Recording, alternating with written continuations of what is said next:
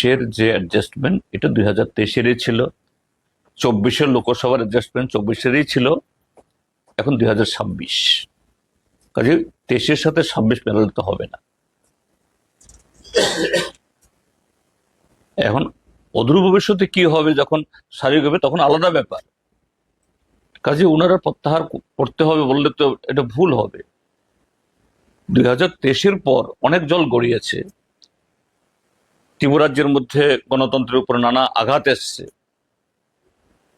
ত্রিপুরার যে কংগ্রেস দল কটা ক্ষেত্রেতে সেরকম ভাবে এগিয়ে এসছে গণতন্ত্র পুনরুদ্ধারের স্বার্থে, কংগ্রেস বিজেপিকে পরাজিত রোখার স্বার্থে, আগে এটা বলুক তারা। যাই হোক, আমি এটা নিয়ে বিতর্ক করতে চাই না, বরঞ্চ বলবো কংগ্রেস একটু বিচক্ষণ হোক, এরা যে বাস্তব যে পরিস্থিতি এটা অনুধাবন করার চেষ্টা করুক, তাহলে তাদেরও মঙ্গল হবে, এ রাজ্যেরও মঙ্গল হবে। ধর্মনগরও তাই, 23-এর বিধানসভা নির্বাচন দাঁড়িয়েছে, সেখানে প্রায় 60টা বুথ, পোলিং এজেন্ট তো 50 জনের বেশি সিপিএম থেকে দিতে হয়েছে আমাদের। এটা তো পোলিং এজেন্টই নেই।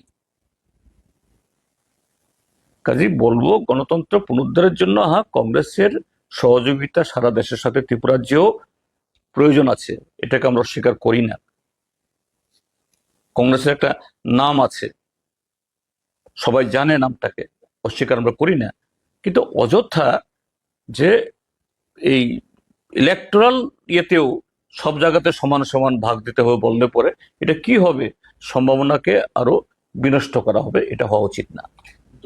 এটা আমাদের তো স্বাধীন, তারা ক্যান্ডিডেট দেবেন না দেবেন এটা তাদের ব্যাপার। আমরা কি করে বলতে পারি?